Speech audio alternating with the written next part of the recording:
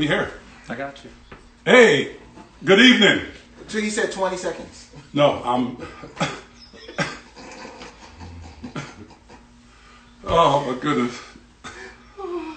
Oh man, welcome to another brotherly love session. I'm your brother Charlie Mack, and listen, I'm telling you, y'all in for a ride.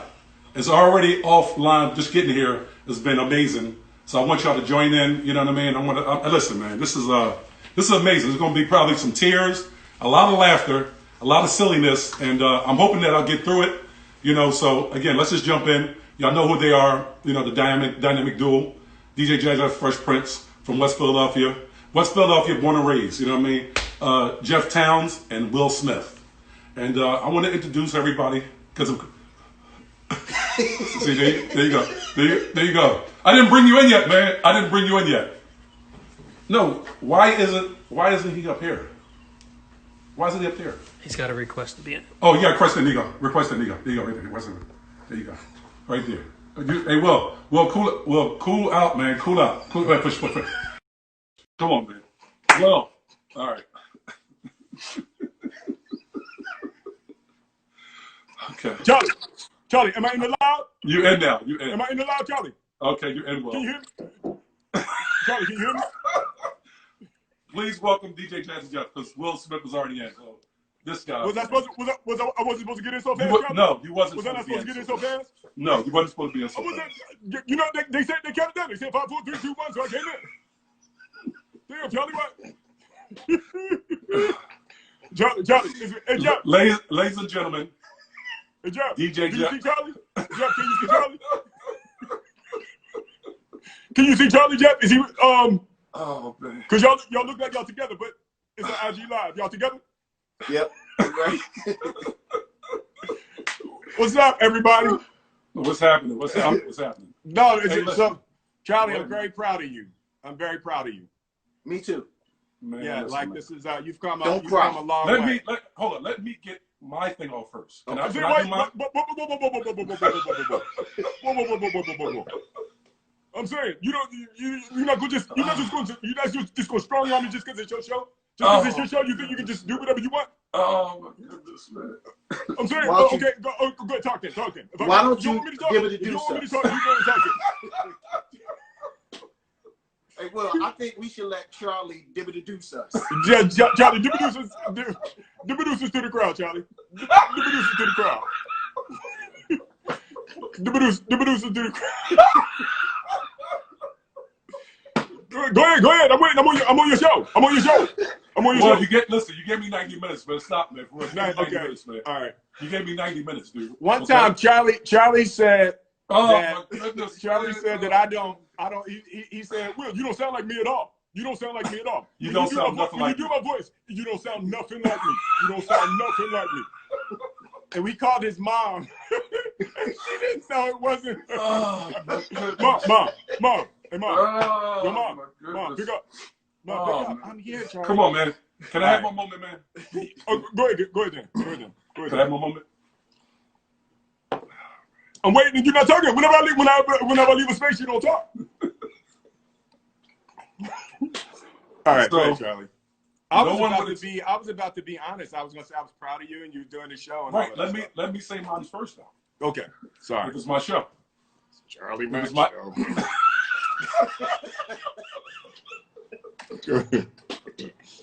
So, as I Okay. was stating, Uh-huh. 33 years ago, Jeffrey Allentown comes to Southwest Philadelphia to 57 for Welland Avenue. Woo. And I'm doing an event, and Jeff came down. I want to give my brother Wood a shout out, you know what I mean, because Wood actually brought him to me. Down at Southwest Castle, I was doing the first annual Charlie Mack Hustlers Convention. And he says, Jeff wants to meet with you. Jeff want to meet with me about what? I'm like, well, let me go see what he wants. And of course, I knew Jeff from Barton. We went to school together. But of course, he was Jazzy Jeff at the point, you know what I mean? So I knew he had a record. And we talked about a few things, but in particular, he said, you know, I have an opportunity. You know, we just released our record, Girls Are Rolling Up in Trouble, and we're going on tour. And I think, you know, this would be a great opportunity if you want it. It ain't the money you used to making, but it's a great opportunity for you to see the world. And he was like, He was not. What he said Can I was, finish? "Listen, Can I finish? I'm just saying you're not telling the story right. You're not Can telling the I story right." finish? Can I finish? He said, "We Can got a I record, Well, can I and we finish? about to go on the road, and you're the biggest person in the neighborhood. So you know how it is with hip hop. The big people are security. Would you be our security? Because you big." And you was like, "Oh, that's right, I am big. I will be your security." So with that being said, I had 2 open cases at the time. And I told Jeff I need to talk to my lawyer because I had 2 open cases. I didn't know where, the status of the cases, where they were. 2 cases? No, cases. Oh. Cases. Street pharmaceutical cases. Got it. Okay, we're gonna do that. No, I Okay, thought one was a weapons charge, Charlie. No, there were 2 gun cases. No, 2 drug cases, actually. Drug case. Okay. 2 So drug you cases. got off on the gun charge. I'm trying to get the legal stuff right so I don't say nothing out.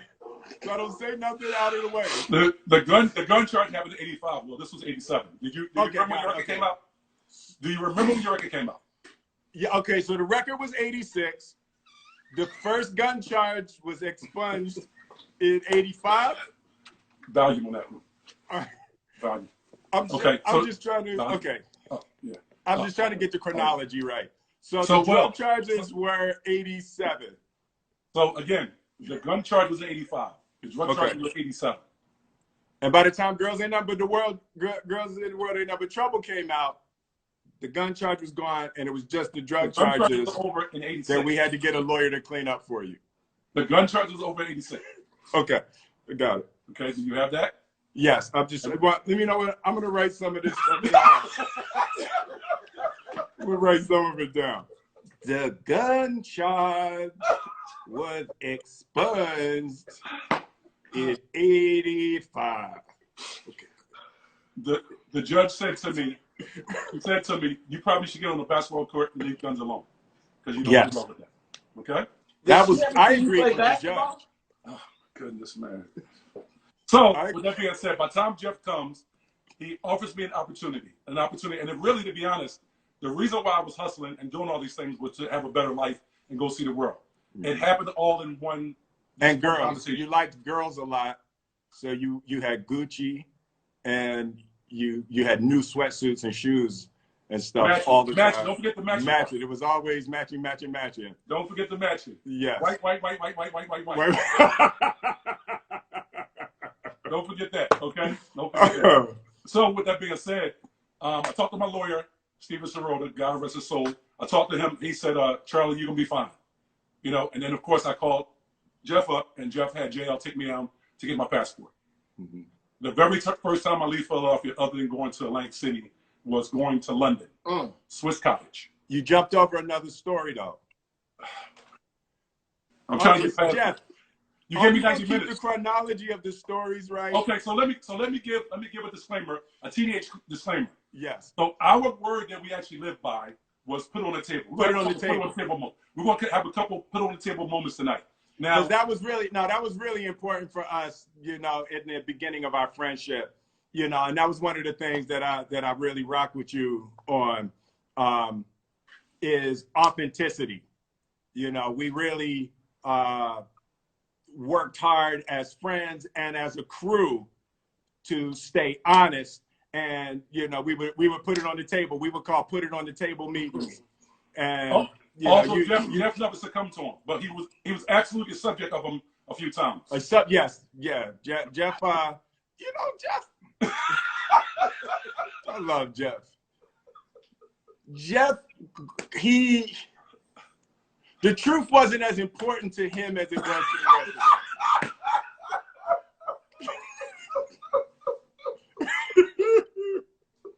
Let's just say everybody else's truth was important. Ooh. That's true. That was deep. And the many truth was important.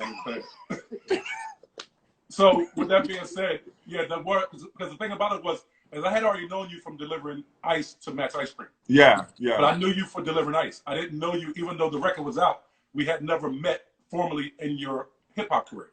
Yeah, my father had an ice business, and before I started in hip hop, I would when you go into supermarkets and you see those the bags of ice. My father owned a company that made the manufactured the ice, and then we would bag it and then we would deliver it to the store. And I don't know if we ever met when I was doing that. We but didn't. I saw you. We would always miss each other. Yeah. We never. I think I met only with seen you once coming to ice cream parlor. Of course, delivering ice. Yeah. So I only seen you once come in there, Yeah. and we didn't have any direct dialogue at that point. Right. But me and Jeff had already known each other because we went to Bartram together. Yeah. You know what I mean? So from there, Jeff said, "Come over to my house. We're rehearsing," because I believe it was a few shows that we had prior to us going overseas. There's like maybe 2 or 3 shows because you had to get to London to work on the album. Yeah. Jive, our record company was Zamba was based in England. So that was probably 5 or 6 months after we met. We went pretty quick. Yeah, because we did probably did about 4 shows, maybe 4 shows. Because if you remember, Jeff and Will, we actually took a drive in the boat. You want to tell everybody about the boat? What was the boat? I don't remember the boat. The car. The Suburban? No, I think it was Reddy's car. I think it was. Oh yeah, Clay's car. Yeah, when we had to drive to New York. Yeah. Yeah, we drove to New York exactly. And then that was a '98, wasn't it? '98. It was a '98. An Oldsmobile '98. 98, right? absolutely. So all 5 of us were packed up, or 6 of us was packed up in the boat. Yeah. And we went to New York, and that's when we signed our deal, right? No, the deal was already signed. You were just getting ready. I think y'all were just. I remember y'all coming back from New York after y'all did y'all deal. Yeah, we were going up there girls for was on fire at something. that point. And y'all came back and y'all did a show in Philly. Yeah. Oh, you introduced us. So, okay. with that being said, again, so from there we did about 2 or 3 shows. I got my passport. We go to London. So we go to London. You know, my leg was broke. Your leg was broken. Oh, that's right. Because Jeff had the car accident. We were recording our first album, and you had just had the car accident before we went to record in London. I forgot about that. Your leg was in the cast. Yes. Because we're going to talk about how my cast got off. Oh, yeah. Because Dr. Kill Patient over here. You know what I mean? Yeah, we'll talk about first of all, we have to talk about how Charlie got his passport and what his first experience is when he got his passport. Yes, we do. So Charlie Mack, he had moved from the neighborhood pharmaceuticals, and we were like, yo, man, it's a better life for you. It's a better world for you. Come with us. We about to go to London. You can be our security. And as a crew, we gonna all rise above where we at. So Charlie had to go down and sign into being a part of American citizenship and being the government. And he got his passport. And we all getting our passports for the first time. And Charlie's looking at his passport and his face just drops. Oh man. We're like, Charlie, what's wrong? And he's like, I can't believe this. I can't believe this. Charlie, what's wrong? Oh, my goodness. I thought my name was Earl. I thought my middle name was Earl. It's Edward. He's like, what? Charlie didn't know his middle name until he got his passport.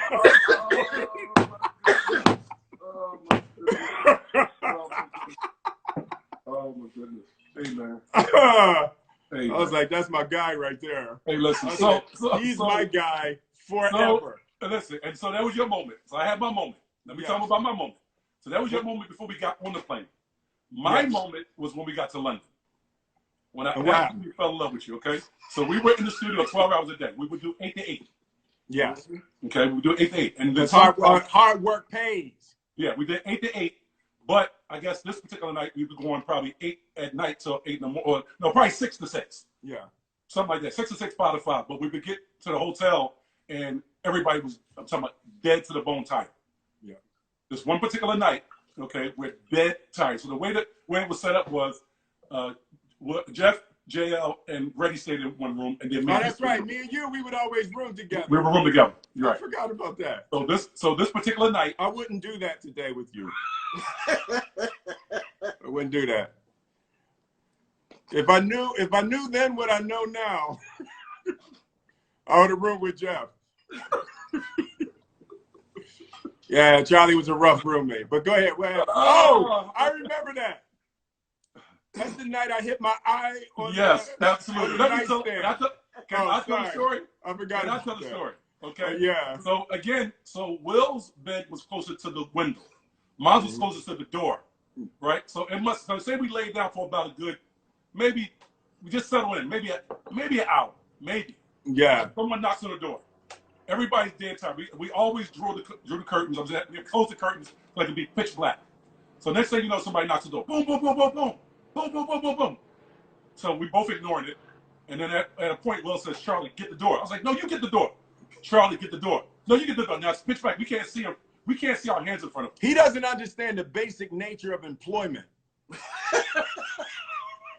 Charlie, get the door. No, you get the door. No, you get the Joker. You security. I'm making the records. Get the door. I'm making the records. Right. That's you listen. Technically, Will, I was on my clock at that point. Yeah. Technically, I was on my clock, right? Yes. Anyway, so he told me to get the door. Will gets frustrated or something, saying he's like, so then he gets up. Someone left the dresser, the bottom dresser drawer open. Yes. Someone. Like, all this is happening. Not me. Sound. Who was in the room? Was it you and him? Me and Will. Okay. Yeah. So all this is happening.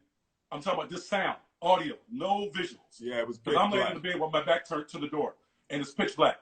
So Will goes and he gets up, and all you hear is boom. Yeah. And then you hear, God damn it! And then he reaches down for his shin. He get, God damn it! Yeah, I hit my eye. God damn it! Yeah, it was bad. I got out and I caught my shin on the bottom of the thing, and I bent over to get it and hit my eye on the drawer of the nightstand. Listen to me. When I tell you, that very moment is like, yeah. I said, I was hurt bad. I said, listen to me. This is my dude for life. I love this dude. Because it was just pitch black and you was listening to me scream, and that was fun for you. Now, the thing about it is you got to tell them that we find comedy and joy in people's pain. Woo. That probably was the initiation of it. You find comedy and joy in my pain. When I fell at the trailer, you found comedy at it too. That was funny when you fell off the trailer. You too big to fall. You shouldn't fall. After about 250, 260 pounds, human beings should stop falling. But nevertheless, you found joy in it. Yes, no, that was very, very, very funny. So again, you know what I mean? Listen. You could have broke your spine. And you didn't care. Well, at the moment, I did say, yo, man, you cool? Yeah, when you fell, that was funny. Okay. Oh, no, we have a very rich history of injury. Yes, and we find joy in it. And we do find. As long as you're not like hurt. Right. If you had been hurt, I'd have been like, man. Right. And then we came back from the hospital, you'd have laughed. Yeah, I would have been. I wouldn't have laughed with you. I would have laughed with Jeff and JL now. And by the way, just so y'all know, we refer to ourselves as the TH Posse. And 3 of our brothers aren't here right now, which is Omar, JL. That's 3. That's 2. And then yeah, that's 2. Yeah, that's 2. So 2. That's 2. So 2. So 3. Go ahead. Okay, so that's 2, and you said 3. Look at right now. I got it. Go ahead. We're gonna keep track of how many of us are in the 2 there. James the Hammer, JL Lassiter, and Omar Money. So just give them love. But I wanted to open up with something. I wanted to tell you and Jeff, through the grace of God, y'all came down and took a man out of the inner city of Philadelphia, Southwest Philadelphia in particular, Woodland Avenue to be more specific, that y'all always would dog me out about Woodland Avenue. And I just want to definitely, say this. I love Woodland Avenue. You didn't. I You never loved it. Stay straight. I do. You never loved it. Okay. And you're an actor. You're one of the best actors in the world, so you can have a straight face. But anyway, let me say what I got to say. So I just want to tell you that again, at that point in time, my life was headed really, really, really, really in a terrible space. Although I was making a substantial amount of money, I'm saying my life was ending. So I always talk about my pockets may have been wealthy, but my spirit was impoverished. Yes. What y'all did, Jeff and Will, what y'all did for me is y'all gave me the opportunity to change my life. And I just want to tell you that I appreciate you so very much because, again, you afforded me the opportunity to take care of myself and to take care of my family. And that right there, I'm forever indebted. I forever love you. I forever will give my life for you. And I'm saying this in the public forum today, you know what I mean? That, again, that right there changed the trajectory of what could have been a really, really disastrous and tragic ending. Yeah, no, you was on a bad road. You was on a bad road. We talk about that a lot. But what I can say for you, and it happens, I give a lot of people opportunities, and you'd be very surprised the low ratio of people that actually can even handle the assistance, right? We've seen it happen many times. It's probably somewhere around less than 10% of people that I extend the opportunity that I have extended to you. The way that Jeff and I said, hey man, we see something special in you. Come with us on this ride. Right. You've seen many people come and go. Right. When people get into self-destructive patterns, it is difficult to impossible to break people out of them, right? So for me, one of the major and most beautiful things that you were able to overcome is enemy mindset, right?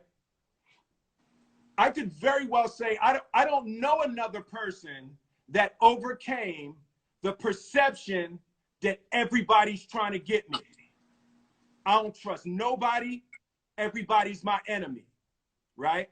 I've tried to help multiple people, 20 to 30 people with that mindset. Enemy mindset doesn't break. Let me tell you what's crazy about this right now. I've had this moment already happened. What you just said is freaky because I've had it already. Like what you just said, I already had this. Yeah, and I'm saying to you, you broke enemy mindset, right? And you are 1 in a million with that ability to be able to relax enough and let your guard down enough to let somebody close enough to hurt you after it's been proven to you over and over again that everybody's trying to hurt you. This is crazy. Right? And you allowed yourself to trust and to go against things that you believed. On my word, on many occasions, that I could say to you, Charlie, listen to me. I swear to God, you're wrong, and you're about to make a really big mistake. Please don't do that. Please trust me. That's not what you said, but I'm like, I just did on IG Live. Can I say what I really said? Yeah, please. I can say, hey, look, keep nigga, it on. Listen. Put it on the you table. got to do some dumb Hey, shit. Will, listen to me. I have a real conversation in a real way, a real platform, with real people. We're not going to sugarcoat it. Okay? All right. So we're going to speak. We're going to talk. This is a conversation between me and Jeff that we letting people come in. Because I use a lot of profanity when I talk to you because it like your head blocks a lot of stuff. So you got to use hard, heavy words. Like, motherfucker, listen.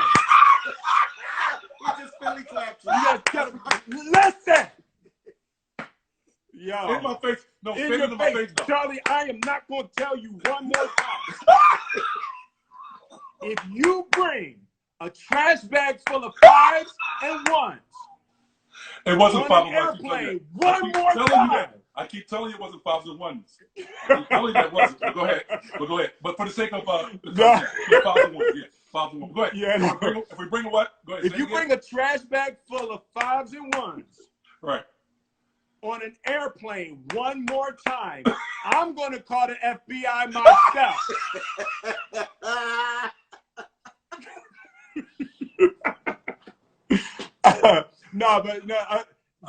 the lifestyle you were in for you to, because we weren't making money. It's not like we was making No, let's let's talk about what it was. It was $1,500 a show. Yeah, you know, so for you to walk away from 10 or 15 grand a week to take 1,500 on, I was getting $45 a show.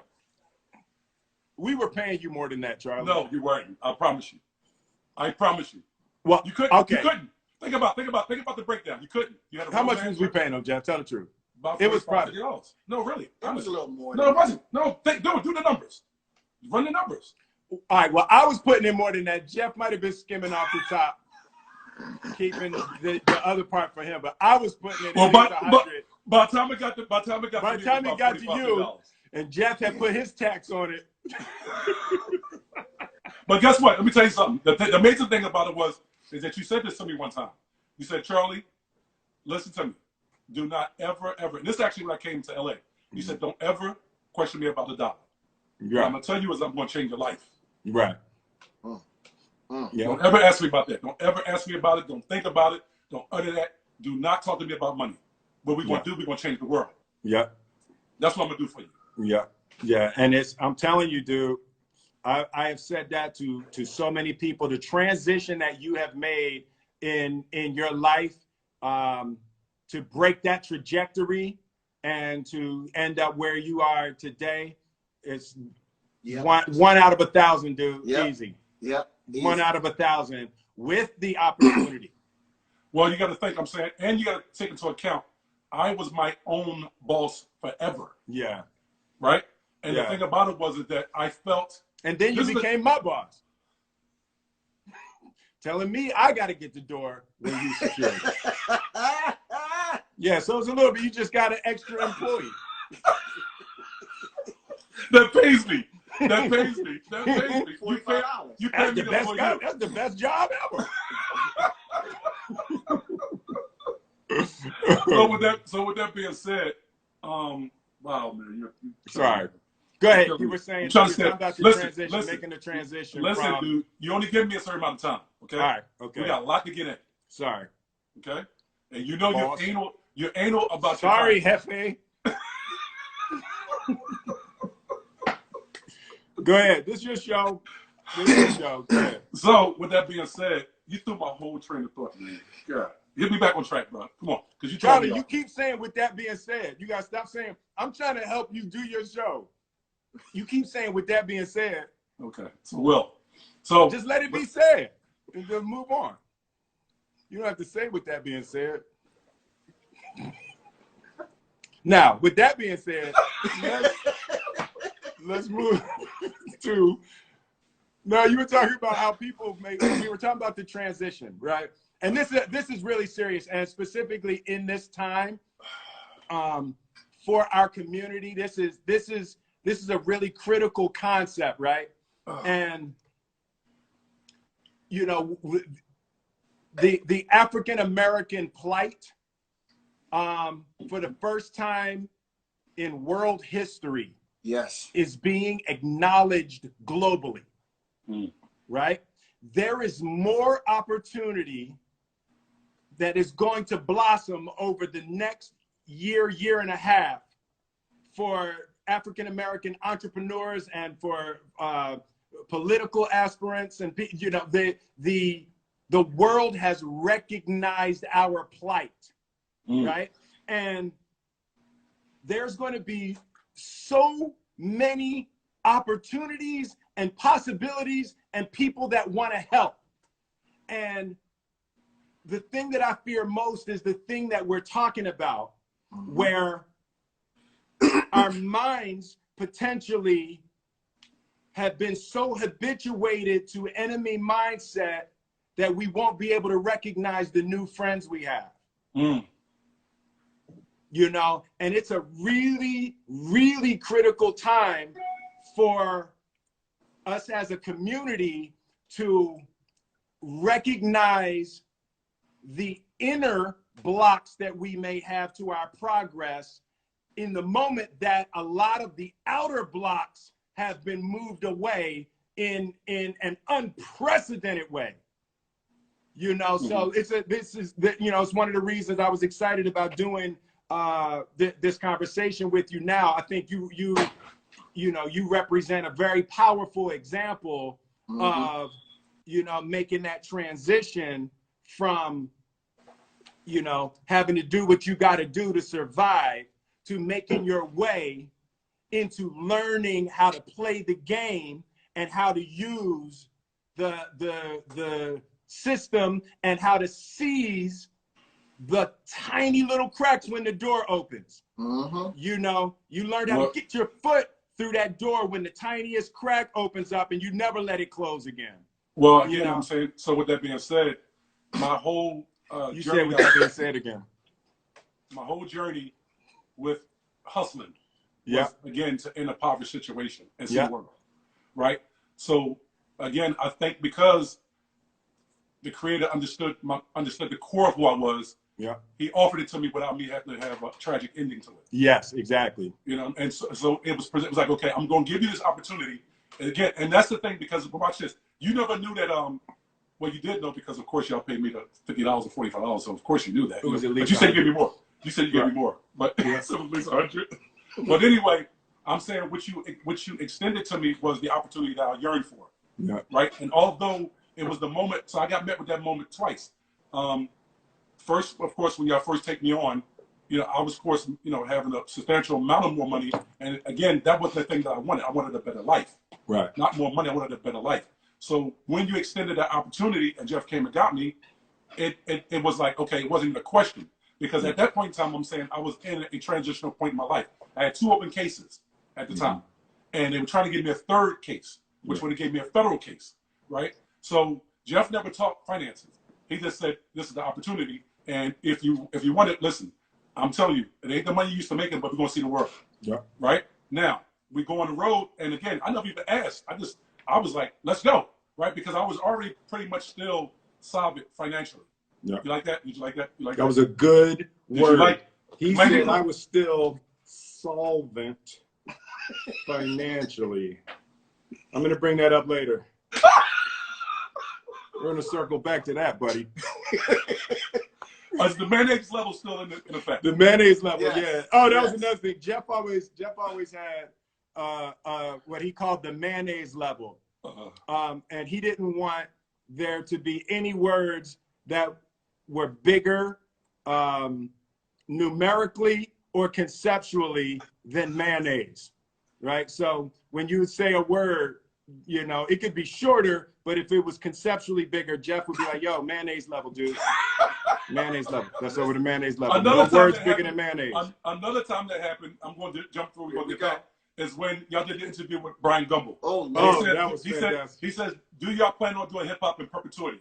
And Jeff was like, Jeff, that was one of my favorite times. I was trying not to embarrass Brian Gumble with the mayonnaise thing. I wanted to be like, dude, what are you doing? What are you doing? Mayonnaise. Jeff, you just turned and looked right at me. Like, I'm like, get him. You better get him. He said, do you think rap music is something that you'd be interested in doing in perpetuity? Jeff was like, we do it in Philly. Southwest, Southwest, West Philly. We do it in Delaware sometimes. We've done it. We did it in New York once. We did it in New York. Right. Yeah. Right.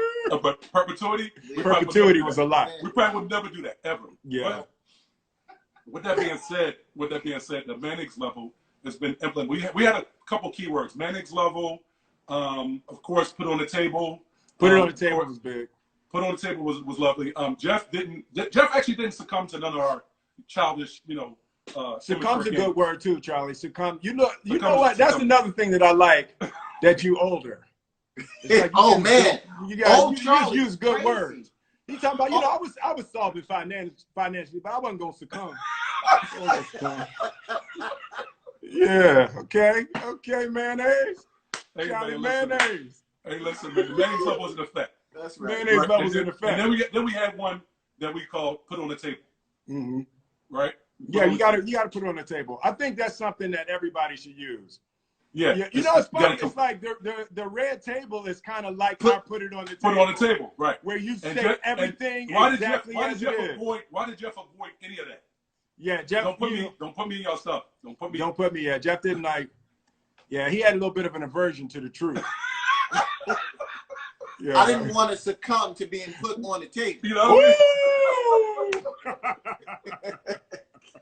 So with that being said, oh man, you're throwing me, dude. You're making it difficult for me to get through my hey man, timeline. Listen, Okay, listen, so with that being no, I can take over for you. I can take over for you. No.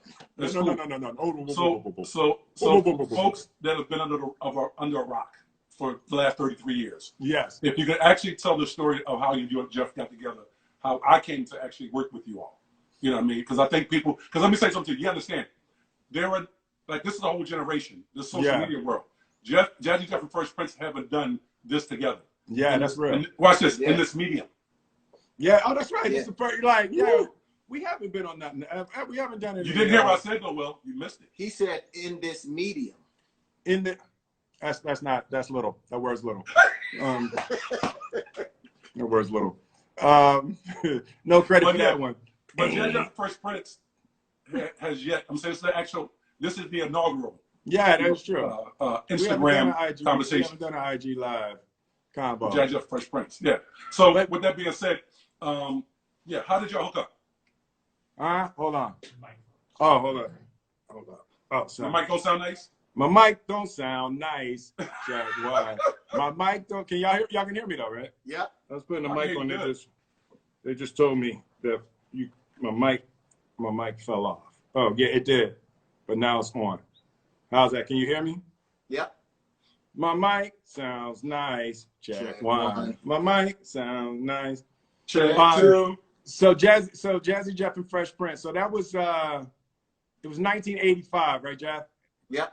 And you were doing you stole a party from me because I started off as a DJ. I didn't. Well, then I absolutely stole that party. If you was a DJ. Yeah, I was a DJ. It was a party on his block. On my block. Wow. A party that I had done 2 years in a row prior. And then all of a sudden, I'm out. This little joke. Well, actually, you weren't out. That was the beginning of us being in. Ooh. Yes. There you go. Deep. Deep. Okay.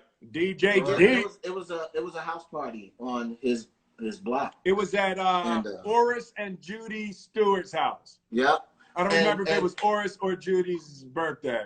Yeah, it was somebody's birthday. Yeah. But this you don't even know the people. You stole the party and don't even know the people. Tragedy. Hey, Will. Tragedy. Will? Yes. Fresh Will.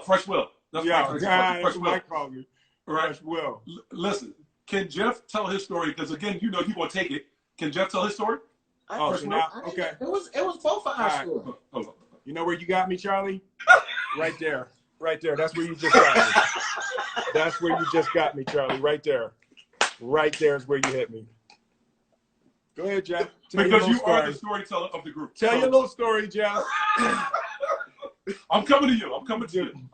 Maybe I'll be here, maybe I won't.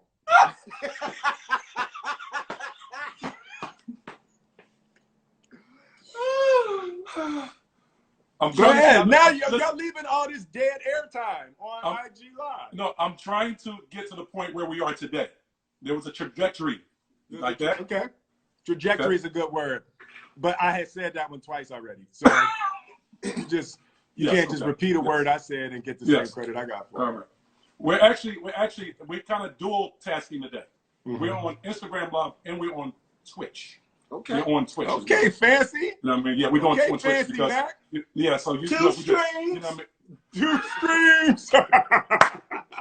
So we got to give the Twitch family some love as well. I do 2 streams. I'm gonna hurt you.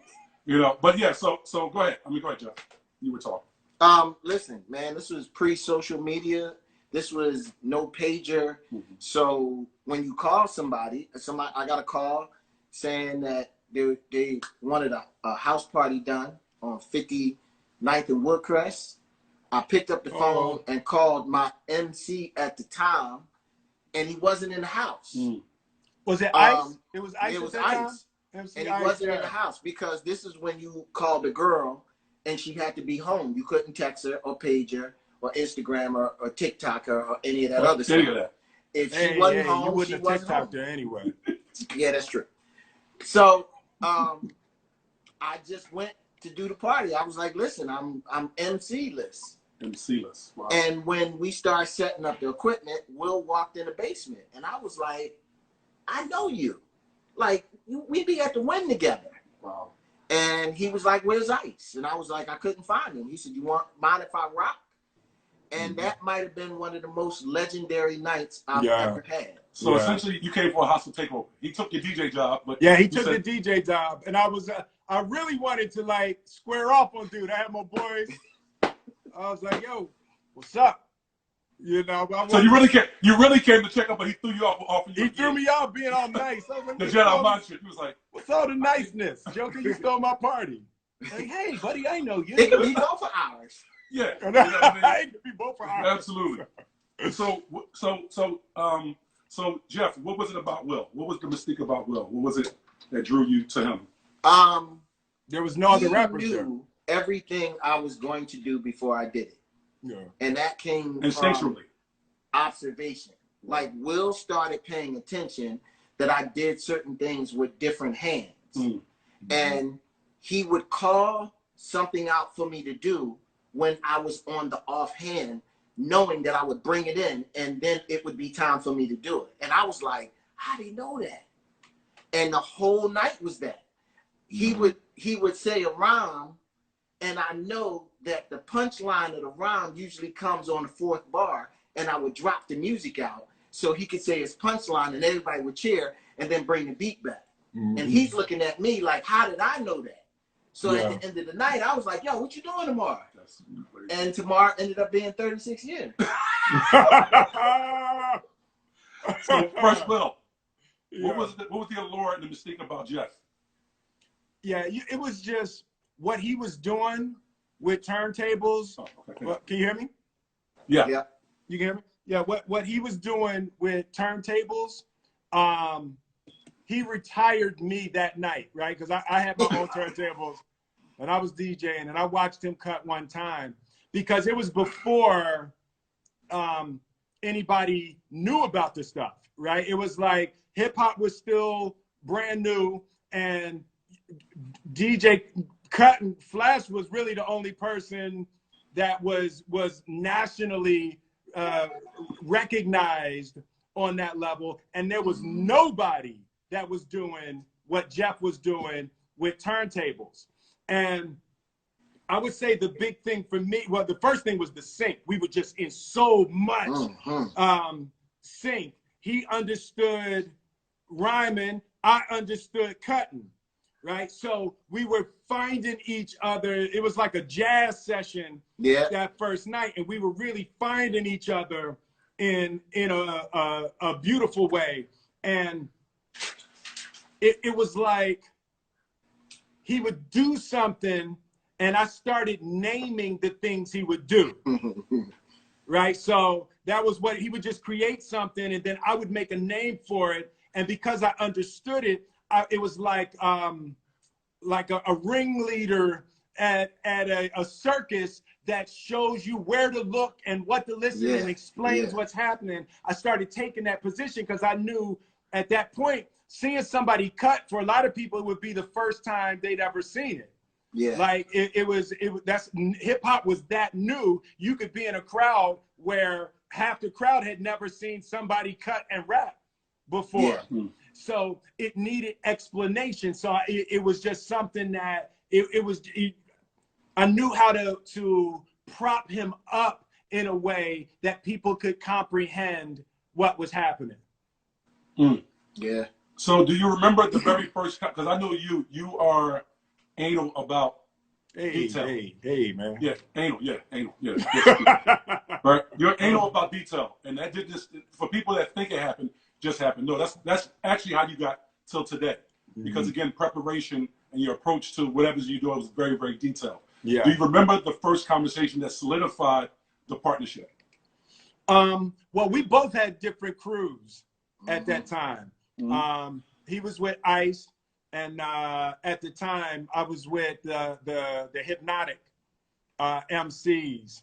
DJ Groove. Right. And as y'all know, I'm like wildly loyal. It is hard for me to like, you know, shake away. Break up a group. So No, me you and Jeff, have a famous quote that you live by. What I You've say? never fired anyone. Oh, that's true. Yeah. You said I've never fired anyone. But people fire the hell out of themselves. Yes, they do. No, that's real. No, that's real. I'm saying loyalty. I'm not gonna say to a fault, but loyalty is unmatched. Yeah, no, loyalty is real for me. It's like I believe in people, you know, and I give everybody every possible opportunity I can give because it hurts me when people around me don't. You might have gave me a little bit more possibility though. It was a couple days. It was a couple days you should have been pink slipped. You definitely from in Hawaii. I was about to say it. You can share that before the show. 5 minutes before the show. Go ahead. 5 minutes before the show. Go ahead, what was we arguing about? Oh, we was arguing about the luggage or something. Listen, I know. He left Omar's luggage at the airport. Oh, that's right. Yeah. And at that point in time, you had the DOC's sample, the doctor. The doctor. Yeah. The doctor. You said it so many times. You had said it literally from the airport to the show. But see, because what happened? Well, you got to talk about how the doctor. You got to talk about. No. What happened was you were responsible for the luggage, and this is when I started reading all these corporate books, and I was trying to I wanted our stuff to be corporate structured, right? So I started reading all that stuff. So I learned about docking, that you didn't have to fire somebody. You could dock their pay. I was like, yo, you can do that? So somebody can be supposed to get $500 and they do something wrong. So you can be like, yo, you docked and just take $75. So I learned about docking. I had just read that you could dock people. So you were responsible for the luggage and you left Omar's luggage at the airport. He screamed at me. No. Yeah. Wait, let him tell. I didn't scream. Yeah, thank you, Your Honor. Please instruct the defendant to shut up while I'm talking, please. No, so you had left the luggage, and we had gotten into something, and all I know is I was like, oh shit, I can dock him. I'm the dock button. I was like, you know what? You docked. $50. You docked. What happened was Omar kept asking me where's the bag? And I was ignoring him. You were ignoring him because you didn't know. Then you interceded. You hadn't done the job that you were getting paid to do. You had interceded. Okay, I interceded because I was the boss.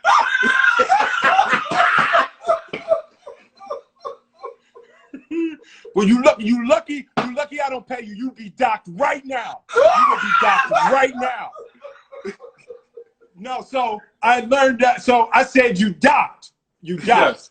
Yes. What you did, you asked me.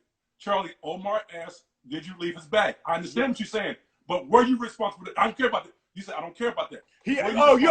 You kept saying, he ain't gonna be talking to me like that. Exactly. He ain't gonna be talking. He ain't gonna be disrespecting me. He ain't gonna be talking to me like that. Exactly. And I said, did you leave his bag or not? He ain't gonna be disrespecting me. He ain't gonna be disrespecting me. Exactly. That's what you kept saying. That's right. That's what happened. And then I said, you docked. You docked. $50, you docked.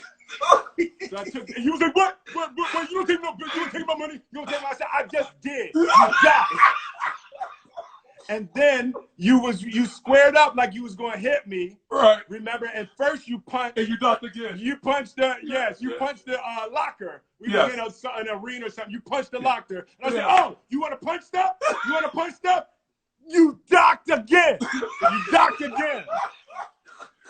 And then you turned and you went to leave and you threw the door open. No, that's not what happened. You missed the big Jeff, point. No, that's exactly what happened. That's not the truth. No, that's not true. What you said was right, you came up in my face.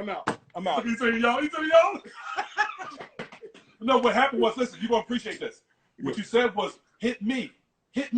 Don't hit me. That's what you did. You came up on me in my face and said, hit me. And then I walked out the door. Okay, so I want to say. And then I started singing, right? I want to say that was unprofessional on my part. All right, okay. As your employer at that time, you already got me. Probably shouldn't have been in your face saying, hit me. I shouldn't have been saying that. And then you stormed out. I wanted to exit. I wanted to exit out of it because I didn't. In order to not hit me. Because I didn't want to get docked or fired. No, fired. How about that? Fired, yeah. Get docked. Because at that point, if I hit you, I was going home. Because actually, after me doing what I did to Jeff, we finished the show. But it was definitely. But you keep missing the part that you almost ruined everything. Well, that's what I'm saying. Go ahead. You threw the door open when you were leaving, and Jeff Wright was reaching for the door, and the door slammed into Jeff's hand. Right. His good scratching hand. The transformer hand? His transformer hand. That was our first show in Hawaii, and I never got a chance to do a DJ routine. Oh, my God. Sorry. Yeah, because that night Jeff was just Look.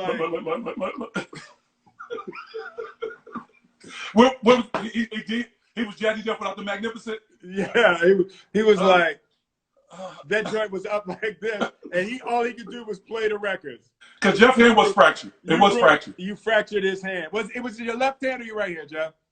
It was my right hand. Your right hand. Charlie Mack tried to kill Jazzy Jeff in the sea. So it's like Highlander or something, like where you go back. No, the bad thing about it, you had already docked me twice. Then when I did that, you said you docked again. You docked me 3 times in the night. Oh, damn, that's right. I forgot. Oh, yeah, after you hurt Jeff's hand. You was going to owe us money after that show. Listen, Jeff, out of the 40, how much did I say? He said 40 out of. You were making a couple hundred at that point. You was making a couple hundred. About 1,500. You was making, yeah. But you was tearing through it. You was tearing through it. I was tearing through it. No, you were tearing through it. You was tearing through it. No, because again, it was like, the way it happened is that Omar was the baby of the bunch. And I felt as if y'all were protecting him, insulating him from being not responsible, but being respectful towards me. And because, again, you understand, I come from the streets, and I didn't let people talk to me any kind of way. So they had to, again, you got to think. I came into a situation where, I'm letting them talk. I came into a situation where I had never had an employer. So it was difficult for me already even to humble myself, but I knew that what the opportunity was affording me. I couldn't take that. I knew that I had to take a direction from you and Jeff. And Jeff clearly wasn't, I'm saying, an aggressive person in that way. Jeff would just say what he said, man of few words, you know what I mean? Again, he wanted what he wanted, and he said it, he was clear. Me and you, of course, you know what I mean? We were always colliding. Because again, always colliding, right? But because to me, it was pleasurable to boss a big person around. Like when somebody's really big, you'd be like, hey man, hold up. No, hey man, you docked. You're docked. You docked. You docked. Let me tell you how horrible Will is. Let me tell you how horrible he is. Will actually, so again, listen to me. So he actually came up with a song, the doctor. When they would actually dock me, they would talk me. They would get docked to sing the song. You know what? Right. I'd be like, hey Charlie, you know who just got here? The doctor. That'll cost you 50, buddy.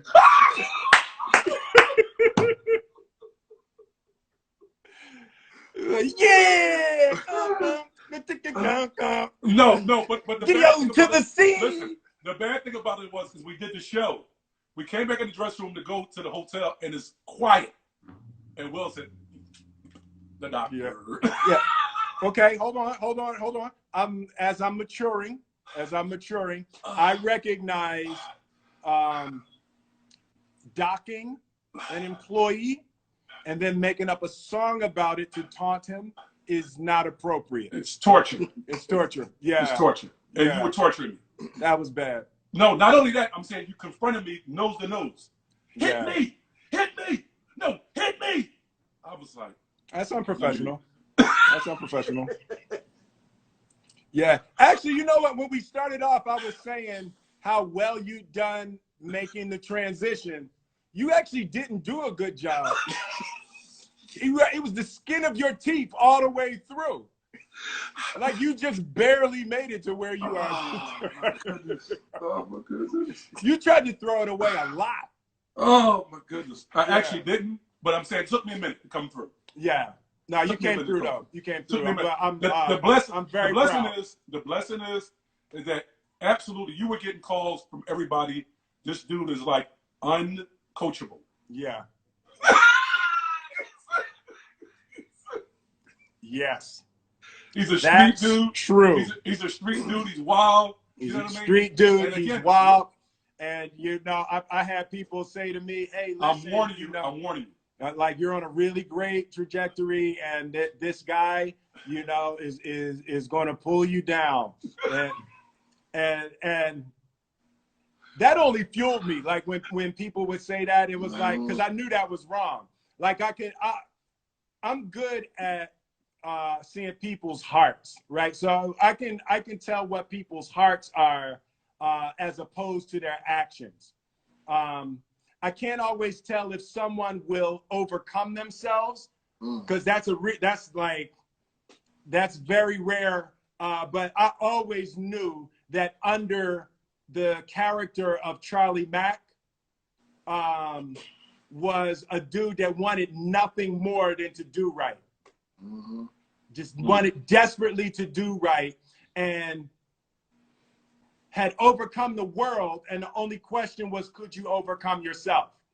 You know, and I just always knew that. And I always saw that. And when you would stumble, I never you never penalized me. Y'all never penalized me for my stumbles.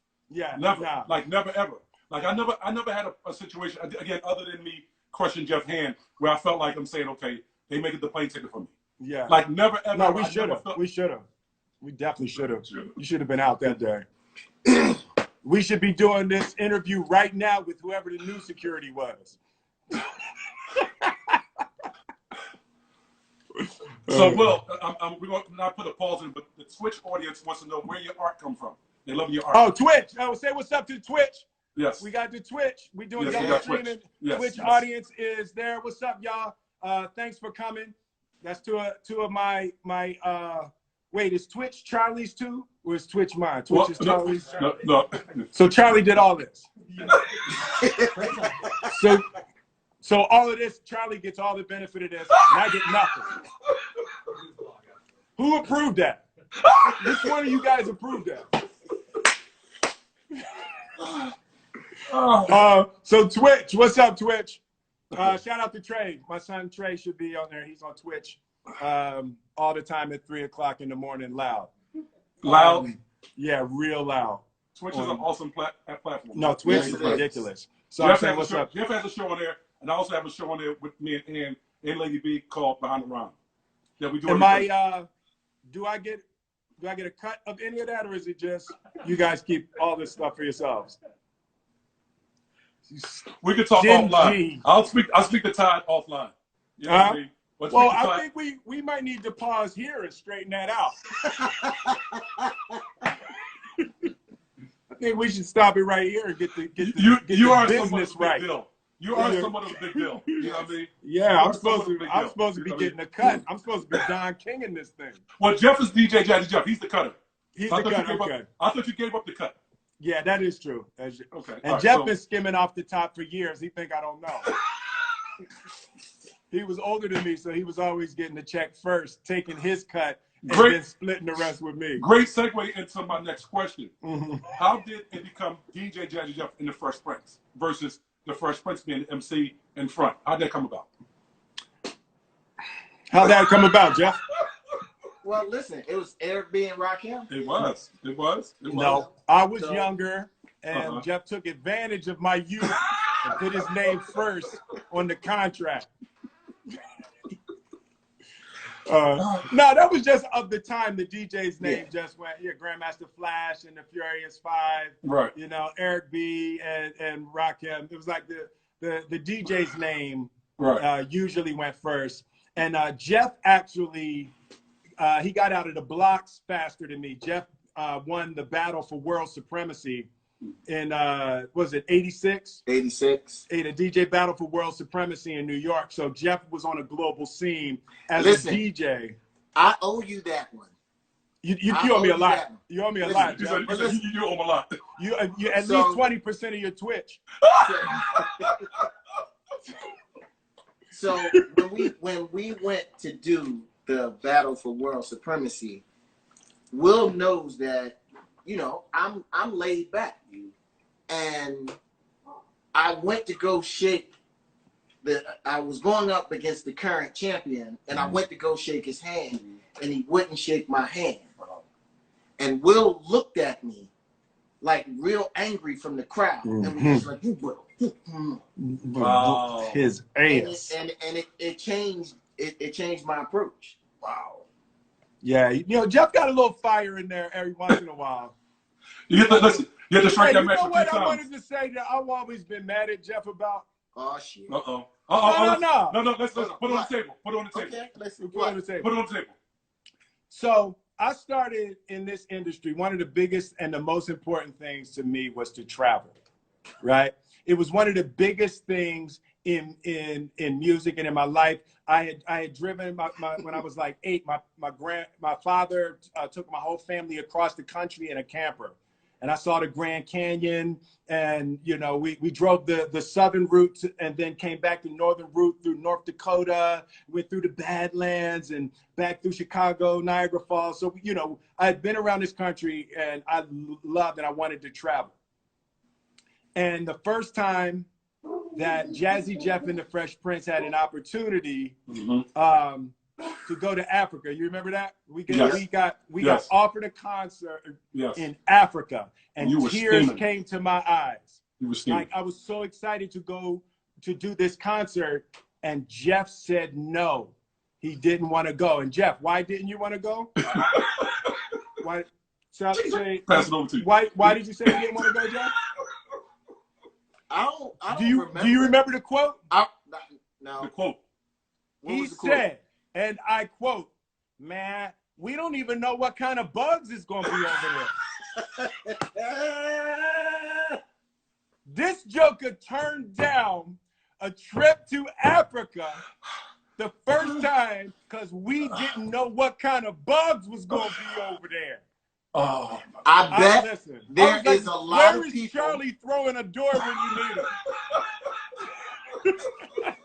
And Jeff turned down Africa, and he turned down Australia for the same reason, because he didn't know what kind of bugs was going to be over there. hey man, I went though. I eventually went. You went 6 years later, Jeff. It took a minute. You have to get around to it. So what was it, Jeff? Were you like? Was it the flights? What was your, because Jeff was a serious homebody. He would drive anywhere. Yeah. Do you remember when Jeff would get physically sick and start throwing up when we had to travel? Absolutely. Yeah. Absolutely. But we gave him some milk and magnesia, get on that plane. Let's go. You know what I mean? You know? Getting on this plane, but no, that was at the point of the highest point of festivity for you, Will. Oh, you were steaming. Yeah. But you know what? But he was having serious physical and emotional reactions. Yeah, and that's the kind of thing when I talk about, you know, as a community, when we fight for opportunities and we fight for those things, we have to recognize the biggest blocks are us. All day. All day long. It's like your mind is your biggest block to creating the life that you want. And as soon as, you know, we can recognize how much inner resistance we have to the things that we truly say we desire. And it's like, that's what I love, the story of Lazarus in the Bible, where Lazarus had died, and Mary comes to Jesus and is like, hey, you know, my friends, the people, Lazarus died. Can you come raise him from the dead? So Jesus is like, oh, Mom, right? So he wakes up, he goes, he has to walk the 4 miles over there. And when he gets there, Lazarus had been put into the tomb, and there was a big rock in front of the tomb. And Jesus was really upset. He was like, so I get up out of my bed, and I walk 4 miles over here, and y'all want me to raise a man from the dead. And y'all can't even get the rock from in front of the tomb. At least move the rock, right? You got to do your part. You got to move the rock so the life can come into the things that you desire, you know? And that was one of the things I kept seeing over and over again with our crew. Everybody kept gently, it may take a long time, but we were moving those inner rocks that were keeping us from having all of the things that we desired and deserved in this world. Yeah, it took longer for some of us. Yes. Especially me. No, you came around though, Jazzy. But what's crazy is Will and I probably traveled the globe equally. Yes. You travel way more than me now. That's the thing that's so crazy. Yeah, you're always overseas. Yeah, Jeff traveled. Jeff would be throwing up and diarrhea and all of that by the thought of having to get on an airplane. Yeah. What would both of y'all have done if the career hadn't worked out? Jeff first. I would have been working with you. You've been sitting here with the show? I've been in the back with a boom. Speak up a little bit, Charlie. Speak up just a little bit. Look a boom, look a boom, look a boom, look a boom, look a boom, look a boom. So Jeff, my brain doesn't do that. Period. No, I don't have a plan B. Well, that's both. No plan B. It distracts from plan A. That's real. No, that's real. I mean, of course, I know that, but again, I want you to say it to our brothers and sisters. Now, I don't refer to these as our fans or support. These are our brothers and sisters. You know, that's what I call the Brotherly Love Session. So it's what it is. You know. I would have been in science. You know, I always loved math and science. I absolutely the year '86 that I was supposed to be going to college was the first year that universities started offering computer science. So I absolutely would have been in the computer science. You know, I think at the core, the way my mind works is much more scientist than it is artist. The artist is the reach for me. Art and science are very similar, but you know, it's like at my core, I'm a physicist. You know, I'm trying to find the number one answer. I'm trying to find the pattern that is dependable and repeatable. And a big part of how I look at art and how I look at entertainment is scientifically. Wow. So Jeff, what would you have been, Charlie, if you hadn't taken this road? You know what? I definitely wanted to be a CEO of a record company. Yeah. I always loved record. I always loved the entertainment business. Like I literally made the commitment in 1978, 79 that I would do this to the day that I die. I just happened to be utilizing the street pharmaceutical, finances to actually fuel it. Yes, drug dealing. Yes. Drug dealing. That's what you meant? Yeah. I'm sorry. I thought I was just being clear. I was just. Can we be a little politically? You know what I mean? It's okay. Like, sorry. It's wrong. No, you made the transition. You're like showing you in this light is really important, specifically in this time. Hey man, listen. So Jeff, Will always talks about how Gigi, you know what I mean, was he really wanted to make her proud. My grandmother, Gigi. Yeah. So not, use a profanity and just the representation that he wanted his grandmother to be proud when she went around her friends or if she was working or whatever she did, he wanted her to make her proud. I haven't heard you talk about that as much. Where was your motivation and, where did that come from? Who drove you? It was, my pop passed away when I was 10.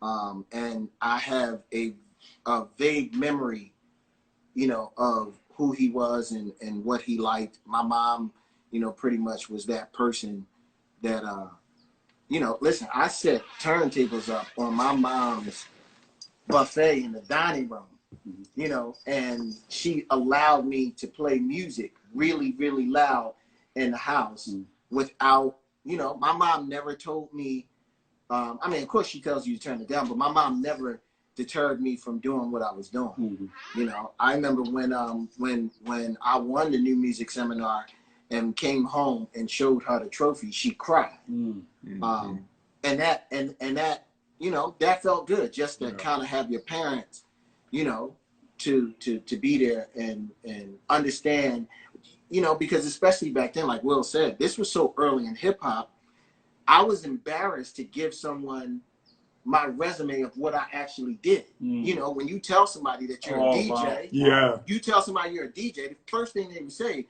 is on a radio station, and you can't say nah at the win. Nah, in my mom's basement. In my DJ in my mom's basement. In my mom's basement, but I'm really good. So yeah, she loves it. My mom loves it.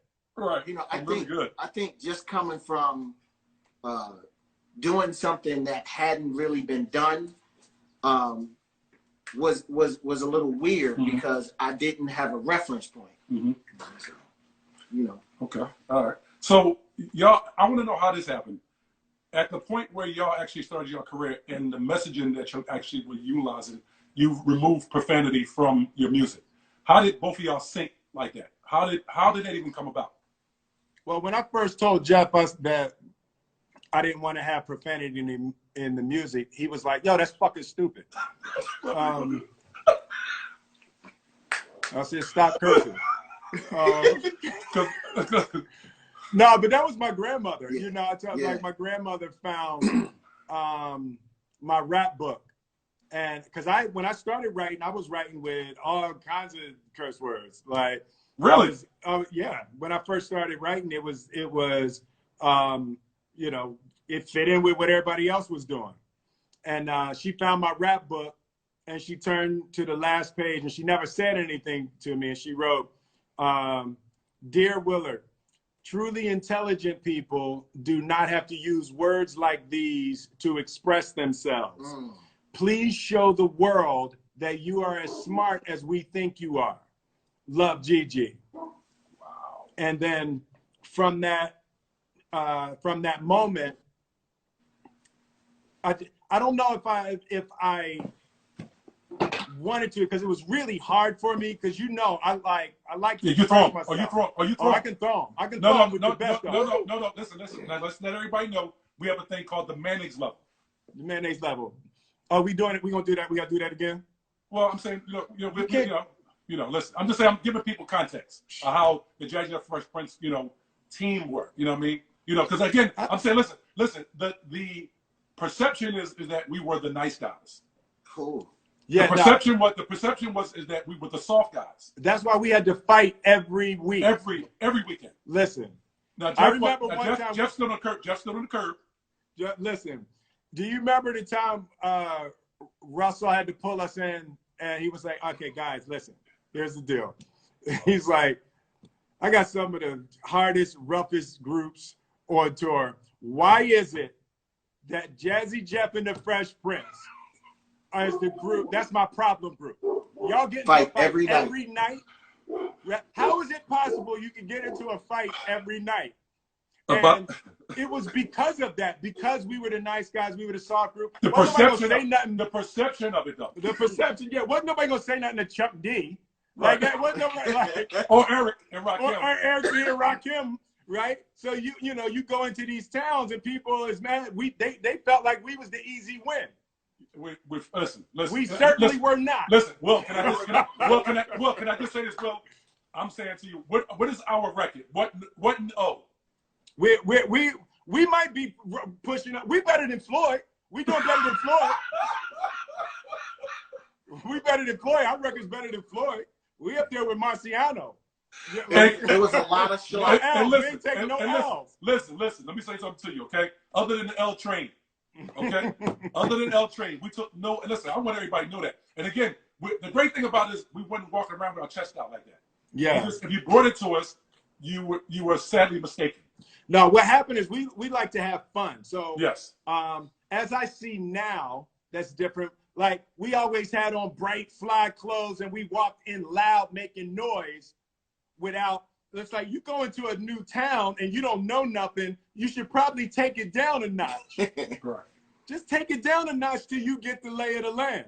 Right. You know, but we didn't do that. We always went in loud and hard, and we ain't had no problem. We almost took a major L with Willie from the Gulf gas station, though. Oh, that was bad. That was bad.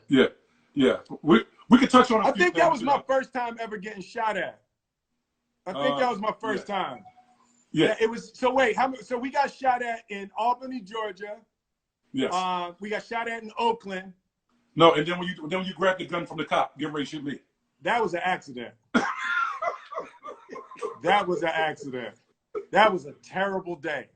That was a terrible day. We were free fall fighting with the police officers of. What city was that? I don't even remember what city we. I want to say it was Florida. Don't even say the city. I don't want those. I just want to say it's Florida. That was many moons ago. That was many moons ago. It was horrific. This ain't the time to talk about that, but we should. Yeah. So I didn't say put it on the table, so we good. But that's when you know I love you, right?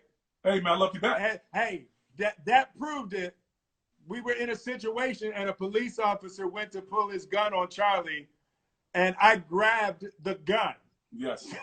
And would not let it go. And wouldn't let it go. Right. He said, "Let my hand." He said, "Let it go." And I would let it go. You said, "I'm not letting it go unless you let it go." Point it at my man. Hey, listen, I love that, man. I appreciate you. I love you, brother. I love you. What you didn't know is I was holding and I was whispering in his ears. I was like, "I'm so sorry. This was an accident. I'm so sorry. I'm sorry. I can't let it go, but I'm so sorry." Yeah, that was bad looks. That was bad times. Wow. Y'all both had so much great chemistry with each other, much like y'all were one, right? Y'all just knew how if Jeff did something, you knew when to talk about it. You knew to kind of pop it in. Was that again? I'm just saying. I mean, of course, I know the brothers and sisters know. They want to know. Mm-hmm. How did it actually come seamless like that, where you were just one? Yeah, I think for me, one of the big things was having been a DJ, right? So because I was a DJ before, Jeff retired me, but Jeff retired me.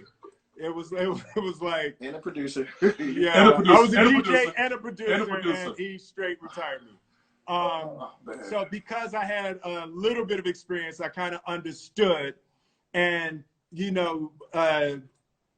Jeff was the musical genius in the group. I could rap, but I didn't know anything about records, and Jeff had savant level comprehension of jazz. So Jeff could make records. I could rap, but Jeff was responsible for making all of the early records. I wasn't really a record maker. So he could take what I wanted to say. I didn't know about bar structure or story structure or hooks or anything like that. So, the first 3 albums is really all Jeff in terms of the structuring of it. And I would throw out ideas and then he would say, no, don't say it like that. Do it like this, He was the most amazing idea person ever, though. Yeah. Ever. What would come to you with the building, with Empire State Building? Yeah. You got to work that out. was like idea. And that's the thing for me. It's like, and it's part of what I've always needed. It's like, I'm like, yo, man, what if we did? What if this? What if that? Hey, what if this? What if that? And I've always needed somebody to say, okay, that was 17 ideas. 12 of them were really good. 3 of them were great. So we're going to concentrate on those 3. And we're starting with this one. And that's what Jeff was really good with, for me to sort of narrow down all of that noise into what we're going to do today, what we're going to work on today. Sequencing the albums, mixing. I wasn't doing none of that stuff. I wanted to lay my lyrics and just go find some girls. And be out. I'm out. You like, I'm out. Peace. I'm out. Yeah, peace. Yeah. You know what I mean? Peace. I holler at you. Salt and Pepper working in the other studio. I'll see you in a few. But Salt's on here too, and Russell's on here too. Oh yeah. Oh, they on. Yeah, Salt and Russell's on here. Oh, that's it. What's up, y'all? Yeah. Oh, that's So great. so coming up, let's talk about Philly, because again, both you and Jeff always represented. Even Yeah. still today, you always represented Philly. And coming up in Philadelphia as a hip hop duo, and at a time where battling and then stating your claim. Who was your biggest nemesis coming up in Philadelphia? Yours, Jeff, and as well as Will.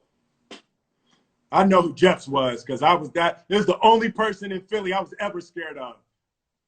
Was Cash Money.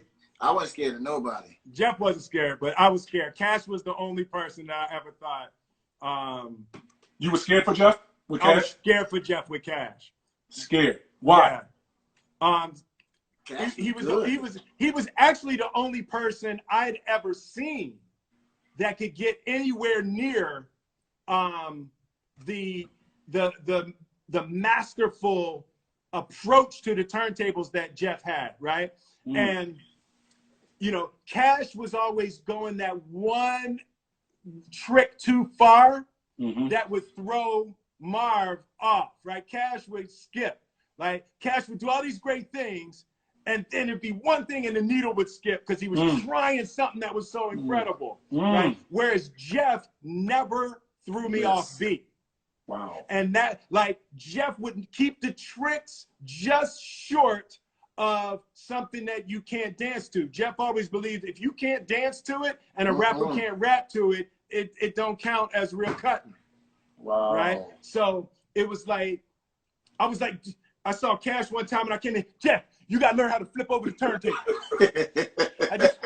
I just saw Cash Money. He flipped over the turntable in the middle of the party. They fell over. He broke all the turntables, but the people loved it. Cash them did it. But yeah, so Cash, let me see. Who else rapping? Who was I scared of? I don't know if people know, but I started out as a battle rapper. That was my thing. Everything was battle rapping. It was Omar said he helped with that, by the way. Yeah. Oh no, Omar definitely helped with that. Omar, he was good for a punchline or two. Omar Money's in the building, just so we got to represent. Yeah. I love TDH. that. TDH is in the building for sure. For me, it all started, with that idea of being soft. So the thing was, I had to be able to defend myself intellectually. So I had to be able to defend myself lyrically. So I developed a real comedic brutality. Where I could slice them up, right? And there were Jimmy DeJohn was good. Jimmy DeJohn was good. Jimmy DeJohn, because he was in that. He would give me some of my own medicine. There was a lot of people who could really rap. Y'all remember Sheiky D? Wow. Yeah. He could, like, his voice was crazy. He could really rap. And it was a couple people who could out rap me, but you just can't beat funny. If it don't matter how hot your lyrics are, if somebody makes people laugh at you, you're done. It's over. So there was always guys that could have, hot lyrics, but nobody could handle me because I'm telling jokes about you. Right. And it's like, and, because of that little bit of a mean streak, right? Because I had been I felt like I had been mistreated. So there was a little bit of a mean streak in my lyrics. So I kind of wanted to hurt people. Right? So but I wanted us all to be laughing. Come on, man. We just joking. Just joking. Yeah, you did that quite often. Yeah. So it was like, but my jokes, were my only defense mechanism. So I needed to cut people's head off fast. Comedically. I needed them to surrender immediately. So it's nukes from the door. So Jimmy DeJohn, that was probably that was the only person that I had a little fear for. So I got a little surprise for you this evening. And we want to direct our attention down to of course Twitch. Okay. Because we talk about MCing, right? And I had a conversation with someone, and that gentleman yesterday, I'm saying, is going to pop in right now. They actually coming up. We got a gentleman. It's the dog. It's the dog, man. That's the dog, man. And I got my baby bro right there. You know what I mean? You know, my guy. You know, my guy right here, Shaheem. I got my guy. So we got Shaheem. Shaheem has a show called The Walkthrough that Snoop is gonna be on. So we are preempting the walkthrough. That's great. You know what I mean? So again, beautiful. listen, I had Snoop on with me last week, and he had a great story about you and of course Jeff, and I would let him actually talk about it. You know what I mean? You know how he felt about Jazzy on Fresh Prince. He's D.O. Double J. D.O. Double J. Jizzle. He was just at my house a couple weeks ago. The Jizzle, yeah.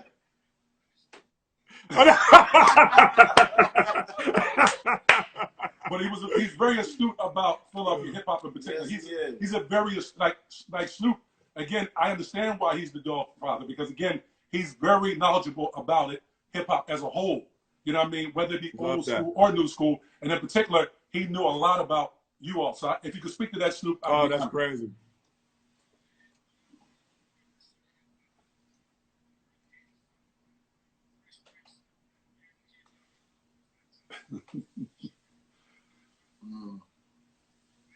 Oh yeah. Thank you, man.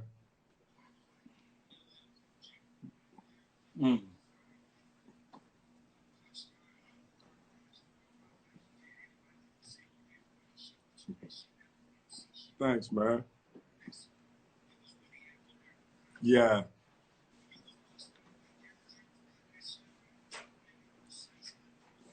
Yeah.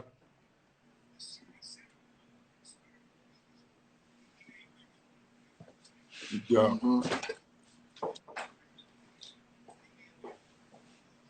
Yeah. Yeah.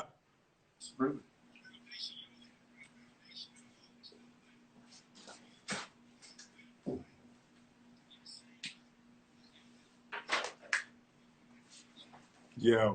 True.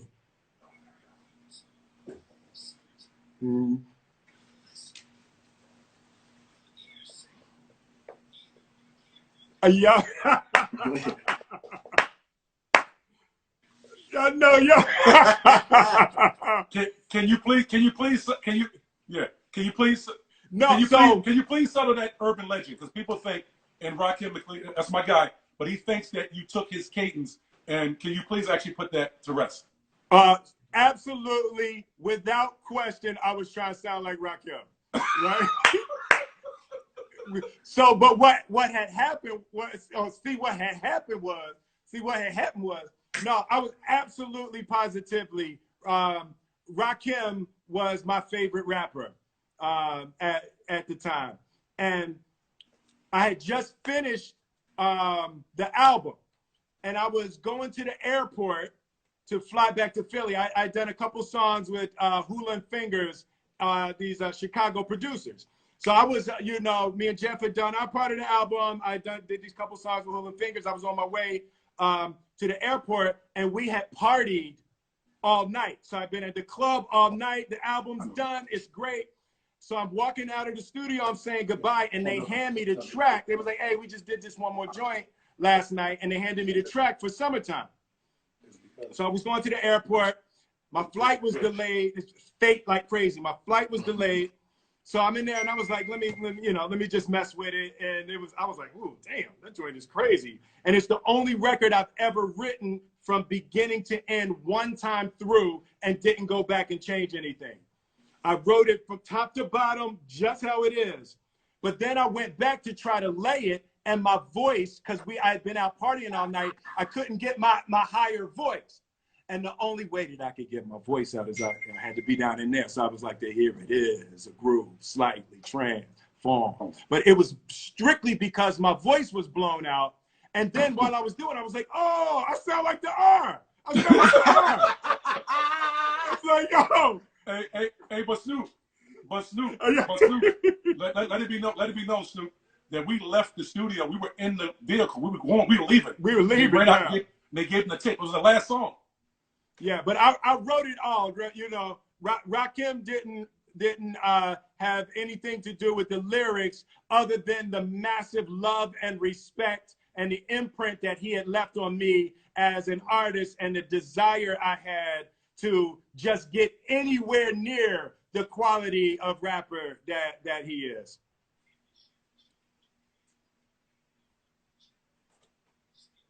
Yeah, for sure. Yeah. Yeah, absolutely. Yes. Yeah.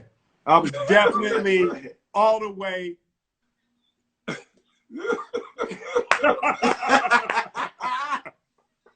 Yeah, man. Everything I could do to get on the level with the R. Wow.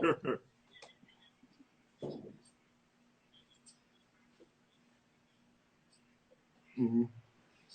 Yeah. Well, there was Yes. hey Snoop, there was an infamous battle right after the American Music Award. I battled with Will Steady B live on the radio. Yeah. Yes, live on the radio. Yeah. Yes. Listen to me, Snoop. Listen to me. Snoop, listen to me. It was unmerciful. Yo. It was unmerciful. It was unmerciful. I mean, I gotta find out maybe my ex-girl. Yeah. I mean, I'm just saying I was hard to beat at the time. I was hard to beat. No, listen to me. It was, and Will is, naturally he goes to the comedic place, but really, to be honest, in terms of vocally coming at people, he's going to cut you. Yeah. He's trying to cut every piece of your balls out. Yeah. And I'm just being honest with you. Yeah, no, I'm telling you. Yeah. Laugh, dude. Yo. Yeah. That's hard to beat. That's hard to beat. Yeah. So I just wanted again, we're actually we're coming on before my brother Shaheem's show, you know what I mean, called The Walkthrough, and Snoop is a guest on it. So he just came on the pop one and give us some love. But, you know what I mean? Appreciate so y'all. Thank you, man. Thank you. Appreciate definitely y'all. Love.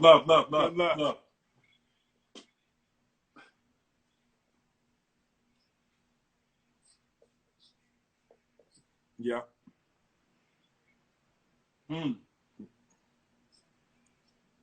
Love what you're doing, man. It's the young boy right there.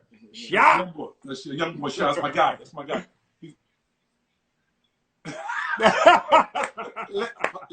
Listen. Do you remember what?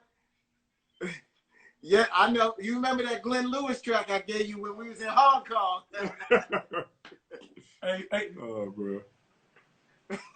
Hey, listen. We're actually going to do a nice fuse. We're going to ask all the people in Instagram to come over to Twitch, right? Ooh. You know what I mean? Seamless. I'm glad seamless Twitch. I'm glad this is your show, not me. Somebody gonna be mad as hell for that. We're going to ask everybody to come over seamlessly to Twitch. Ooh, you know what I mean? Come over to Twitch. You know what I mean? We're going to get, listen. The views expressed by Charlie Mack are not necessarily the views of Will Smith, Snoop Dogg, DJ Jazzy, or the dog father. No. So no. Again, you know what I mean. So we were talking about where was that? My mind thought London, Swiss Cottage, recording. He's DJ. I'm the rapper. Yeah. Did you know that it would garner the success that it garnered, that it actually had? No, not me. Jeff was always a better judge of how stuff was going to do. For me, I like to always assume what I'm doing is going to be the best thing that the world's ever seen. So I try to delude myself. That's how I create the energy to move forward. I'm always living in a beautiful future. So if the present is ugly, I can make myself believe anything to get energy to keep moving forward. So it got to go real wrong for my mind to accept that I lost. Wow.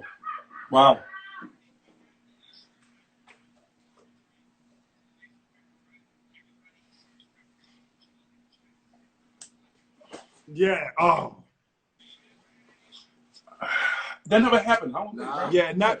Because I really didn't have an opinion like that. Like Jeff was doing all of that stuff. Jeff is organizing the album. Jeff is picking the tracks. I liked rapping, so I would make it, and Jeff would put it together. If Jeff said it wasn't, I'd be like, Well, you do your recording. You said, peace. I'm out. Yo. You know, People so lay us both supposed to be out. I trusted Jeff with that. If Jeff say it ain't hot, then I guess it ain't hot. You know, as we got older, I realized he's wrong a lot.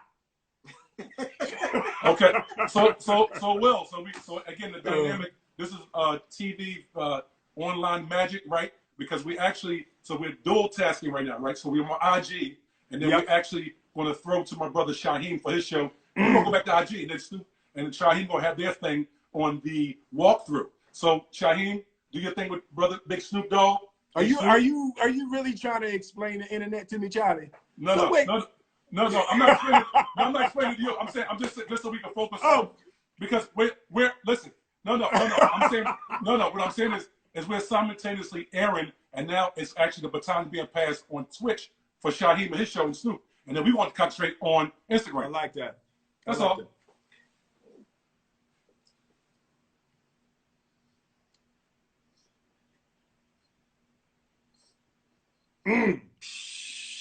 I was so mad at Jeff when I first got.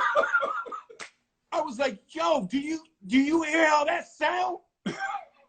How come my stuff don't sound like that, Jeff?" It was like they were taking the production and the sound to this big, gigantic. The frequency range was so much wider than everything everybody else was making. It was fuller, it was louder, it was stronger, and it was like, you know, the West Coast in general kicked up the production to another level. It went somewhere else.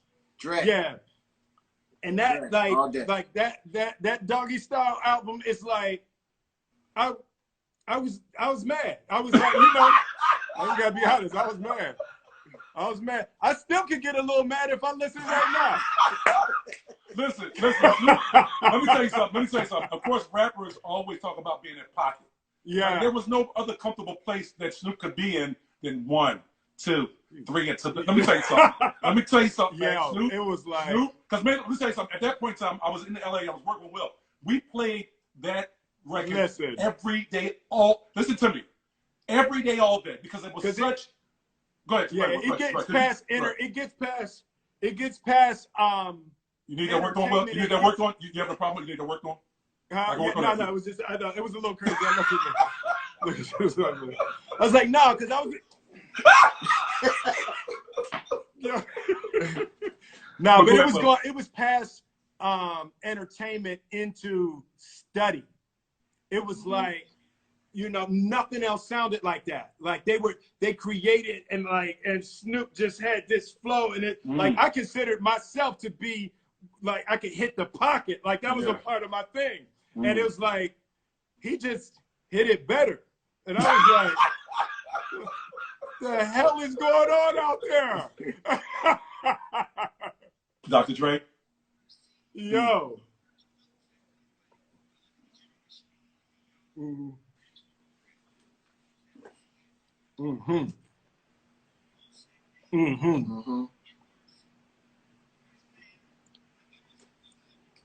Yeah. Yeah. Yeah, man. It was a beautiful thing. Yeah, man. Who actually inspired you? Where'd you draw your inspiration from, Snoop, in terms of your style? Because that was. Yeah. Got it. Yeah.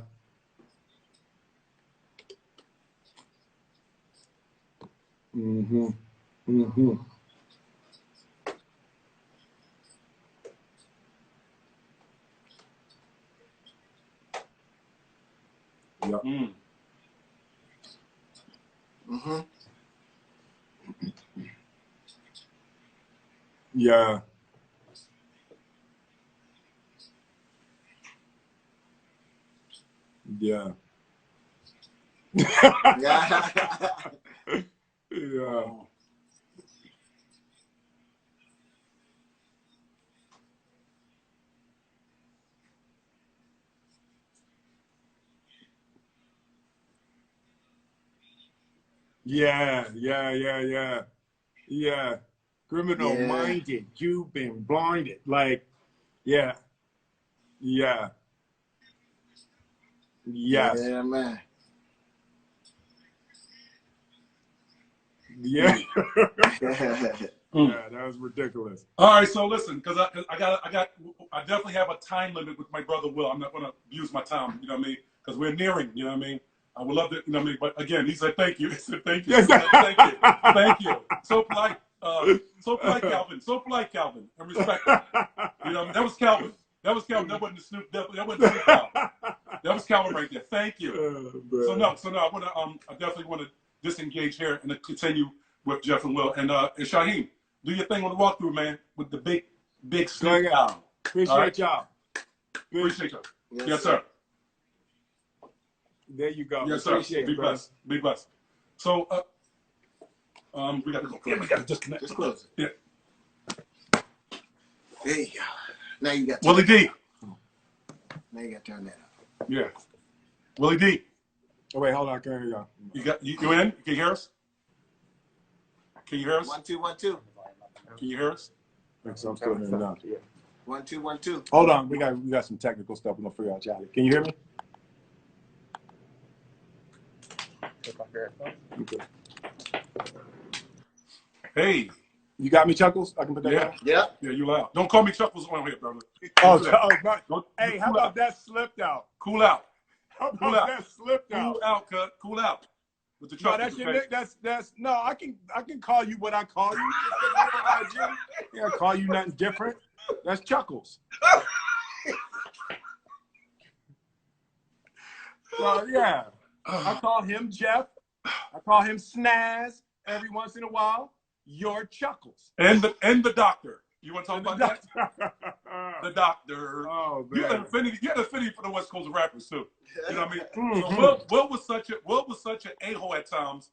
He did a thing where, of course, he had he brought in docking us.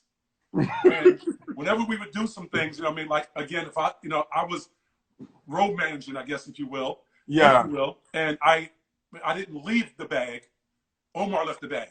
Oh no, you know what? And that's another thing I just thought about. That was another big part of why our crew worked. That everybody was about growth. Like you couldn't be down with us if you weren't growing. Right. Right. So you started off in the security, and then you had to expand into road managing. Man, I was dancing. I was Freddie. Oh, that's right. You was a dancer. Charlie was a dancer. And I was Freddie Crew. We just had one big ass dancer. Well, no. How about we was in the store, right? And the kid said, "Freddie don't have a black neck." Yeah. Yeah, we had the Nightmare on My Street record, and Charlie had to play Freddy Krueger, and he would come out on stage and kill with Jeff. Freddy Krueger mask. They killed Jeff. And killed Jeff. Damn, you had a lot of jobs, Chuckles. Hey man, listen. We did the job. Whatever we got it done. We got it done. Whatever got it done. Yeah, we got. But I got docked. You would dock me, and you throw in that. It was always some type of song that you would irritate me with, and try to like. Your whole objective was, I'm gonna crack this joker. I'm gonna crack it. He broke. Yeah. So let me tell you where that came from. We were going at each other. The dumb fan. Okay, no. I'm grown, and I can admit you shouldn't call your friend's name. like what? That. Let's talk about a few of them. Let's talk about a few of them. You definitely shouldn't do it incessantly after they've asked you to stop and they've screamed like a week long. Yeah, you had to scream at me in the middle of Heathrow. God damn it! I got kids. I'm too grown for this shit. Leave me the fuck alone. Leave me the fuck alone. And do you remember listen, I got kids. The officer was walking over right. with a daggone M16, like, yo, I'm really, like, this dude is really about to lose it in the airport. Do you remember what you said to me? You said, Charlie. I don't want to, no. Listen, you said, Charlie, calm down. I'm sorry. But you're docked. Because you had embarrassed me in front of the airport. I had to dock you. I didn't want you to be upset. But as your employer, I had to You calmed me down to somebody I was docked. and it was important to dock you right there where you showed out, you know? That was terrible. That was terrible. Hey, Will, Jeff, Yeah. getting the nomination for the Grammy, first Grammy, American Music Awards, what was that feeling to be the first ones to actually win the Grammy and also boycott? Yeah, I remember. Well, Jeff, go ahead, because I'm answering all the questions. Because you take long to come in. It's been the same thing for years. If somebody asks a question, not on that blend though. no, that's true. That's true. Not on that blend. But he just did, like, you leave too much space between the question Well, and the answer. he's Jeff. the DJ, you're the rapper. That's true. There you go. I'm gonna let Jeff answer this. Jeff, how did you feel winning the first ever Grammy that was given to a rap artist, even though you boycotted the show? Was that the question, Charlie? That you did. Listen. By the way, Salt is on here too, so she did as well. Oh yeah, Salt boycotted. Who was it? Well, everybody did. Russell put together the boycott. Yeah. Kumo D did. Kumo D Kumo was D the did. only scab. Kumo D was the only scab that broke the Because line. let me tell you why. Because he actually listen. He was prepping through the whole thing as if he was going to do it. Yeah. And then the day of, when you do Arsenio, you look at him like, Arsenio said, "Are you boycotting?" He says, "No." We've been out here prepping the protest. Yeah. No.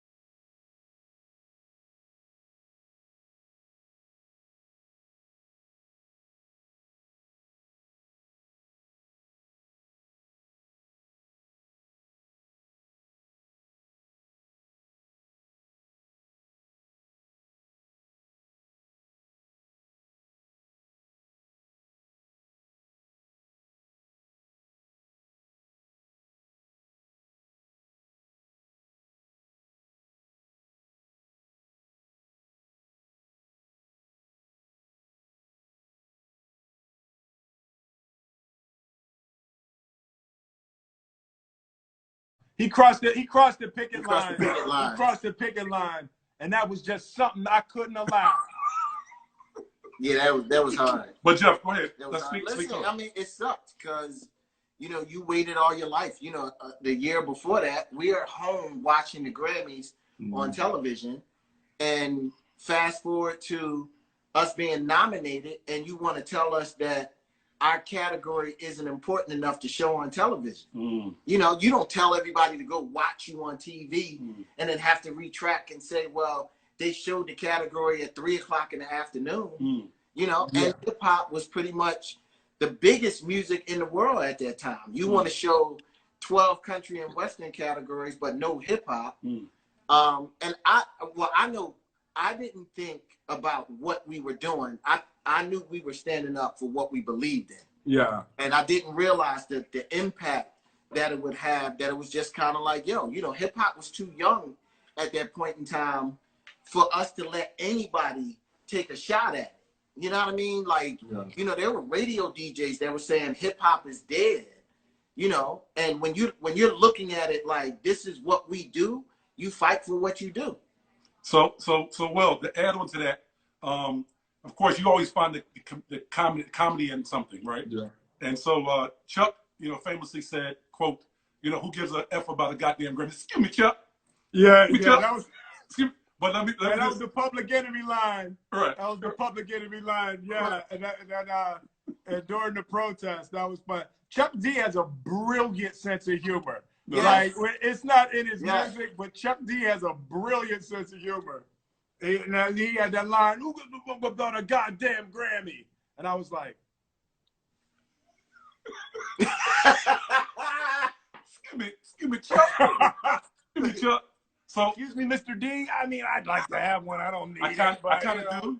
Well, because we are boycotting. So now, again, so y'all were groundbreaking. You know what I mean? Y'all were groundbreaking, taking that stand, you know, and boycotting. And you made it possible for artists like Drake, of course, Cardi B, and of course your son Jaden to actually be able to be televised in the Grammys portion of the show now. You know what I mean? When you reflect about that, for both of y'all, how do y'all feel about that today? Just thinking about that. Well, see, I that's the kinda long think the space. Grammy- Jeff keep leaving the long space. Listen, after I'm gathering my thoughts. Ooh. Thank you. Well, there was a period in time that I was really happy that we kind of opened that door, and then a couple of years ago, you started looking at the Grammys, and it kind of looked like the year that we boycotted. And I think people kind of spoke up and said something about it, and then it changed. So I kind of think, you know, every so often you kind of have to keep reminding these institutions the importance of hip hop. Yeah, the thing with me, and you know, I'll start talking about it more publicly. I just think it's dangerous to try to encourage artists or kids to want to win something. It's like, you know, forget that Grammy, forget that Oscar. I don't need none of that stuff to justify and validate who and what I am, you know. So it's an interesting space that I've been kind of mulling around over the last couple of years. It's like it is the kiss of death to need validation from anybody else for who you are and what you do. Yeah. Wow. You know, and it's like when you're leaning in and you need somebody else to say you're good. That goes in relationships and friendships, and you know, with all of these institutions that you know we're talking about. So it's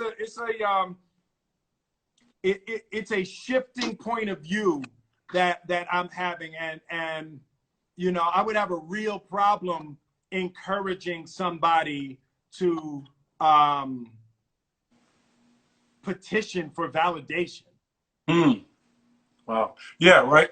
To get that power, away. Yeah, giving that power away. It's like I know who I am. I know what I do, and you know, going forward in my career, it'll be interesting. I got to figure out how I'm going to manage, you know, with those kinds of things. I haven't been to a lot of award shows and stuff like that in the past 3 or 5 years because just spiritually it's starting to bump me a little bit.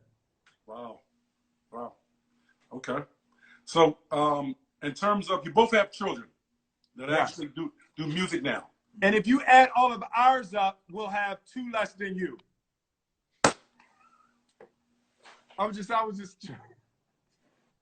Okay, we weren't talking about. Okay, all right. Go ahead. Sorry, Charlie. So y'all both have children. Yes. The infamous record that y'all made was "Parents Just Don't Understand." Yeah. Do y'all understand? Yes. A question for both of y'all. Kids don't understand. Yes. Like they don't understand.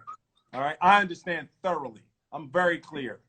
It's the kids that don't understand the depth and breadth of the wisdom that I have that they should just bow down to.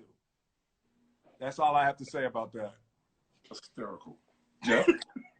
Well, I don't quite feel that way. I mean, they don't understand, but you know, it's not time for them to understand. I think the older that you get, you kind of understand that. You're getting deep, Jeff. We try to force things. Is it the mayonnaise level?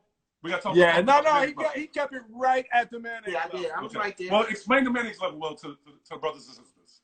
Yeah, the mayonnaise level is Jeff isn't really good with big words.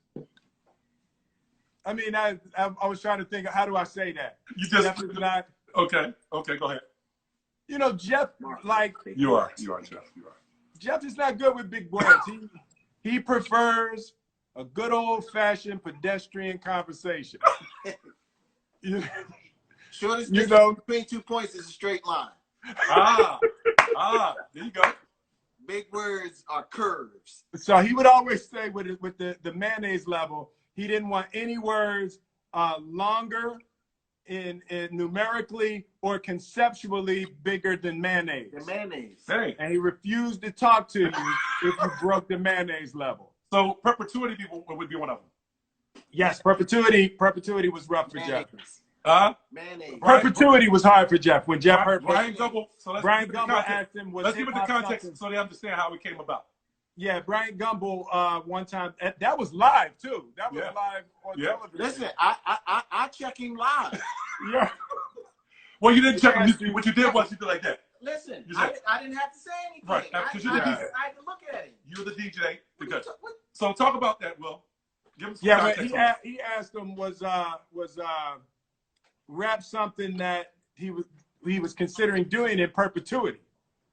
And Jeff just had a hard time with that one. Listen, Jeff, listen, we were on television. This is all I want to say. You went deer in the headlights. You just was like, with perpetuity in it. This is true. I'm like, come on, man, don't disrespect the culture. How many rap records you heard with perpetuity in it? There's not many rap records with perpetuity in it. Well, that's all I'm saying. You know, take that shit over to classics or something. That's true. That's true. Ask that shit to Elton John. Ask that shit to Elton John. Hey, man. Don't ask that to you. Hey, man. I agree. Hey, Will. Yo. Fresh Will. Yo. I want to be respectful of the time because I don't want to abuse it. Too late. I'm about. If you wanted to be respectful of my time, Charlie, if you had any consideration for anybody other than yourself, if you would have considered my time 35 minutes ago. 35 minutes ago, you would have considered my time. I texted you. Do you want me to show the text? Let me show the text where I said, Charlie, you got me for 90 minutes. Where, all right. I don't have it. You lucky I don't have it right. I said, Charlie, you got me for 90 minutes. How long have you had me, Charlie? I want to hear you say it. I want to hear you say it. How long have you had me right now, Charlie? A little under 2 hours. 2 hours, yes. You're docked. You're docked. You're docked. You just got docked. The doctor. Oh my God. Hey, listen, man. To be honest, listen to me, man. It's been more than what I could have expected. It's been a blessed evening. We literally, to be honest, we could talk like literally forever. So, Yeah, no. He said, no, we can't do that. We can't do that. We can't. We're done talking now.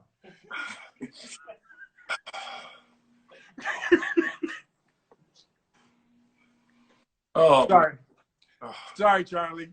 So I'm not. It feels weird when I have to say that to you. Sorry, Charlie. Like you should. Like. Boom, boom. Yes. I'll be here all week, folks. Don't forget to tip your Charlie. Hey, man. So again, don't forget to tip your Charlie. So I'm not gonna keep you long. I'm probably another 6 minutes. You know what I mean? Because I want to be respectful. You may not want to do this with me again. You like Charlie kept me on it, and I know people don't know. People don't know how anal you are about time. You're anal. No. Time is really important. Yeah. Time is critical because time is all people have in their life. Your time and your attention are your highest human commodities. Mm-hmm. You know. And So you're I'm gonna cut you off. both of mine right now. Peace. We out. No. Nah, you my dude. You know you my dude. I would stay on. Listen, I'll stay on here with you for another 30 or 40 seconds. Easy.